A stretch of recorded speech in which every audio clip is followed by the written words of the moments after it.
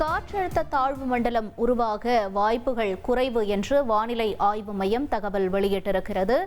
வங்கக்கடலில் நிலவும் காற்றழுத்த தாழ்வு பகுதி காற்றழுத்த தாழ்வு மண்டலமாக மாற வாய்ப்புகள் இருக்கும் என்று எதிர்பார்க்கப்பட்ட நிலையில தற்பொழுது அந்த வாய்ப்புகளுக்கான சாத்தியக்கூறு மிகவும் குறைவு என்று தகவல் வெளியாகியிருக்கிறது. விவரங்களோடு செய்தியாளர் தாய் மாணவன் இணைந்திருக்கிறார். தாய் மாணவன் வணக்கம். இப்ப வாய்ப்புகள் குறையும் அப்படின்ற பட்சத்துல இதுக்கப்புறம் மழையினுடைய நிலவரம் எவ்வாறு இருக்கும் என்று நாம் புரிஞ்சுக்கலாம். நிலவரம் என்ன?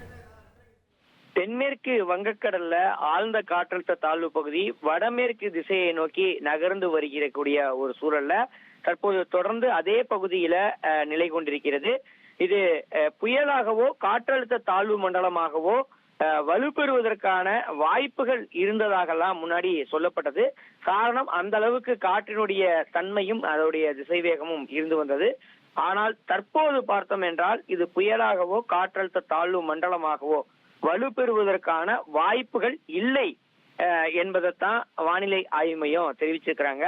அடுத்த 24 மணி நேரத்துல வட தமிழ்நாடு, புதுச்சேரி மற்றும் தெற்கு ஆந்திர கடற்கரை நோக்கி இது நகரக்கூடும் என கணிக்கப்பட்டிருக்கிறது.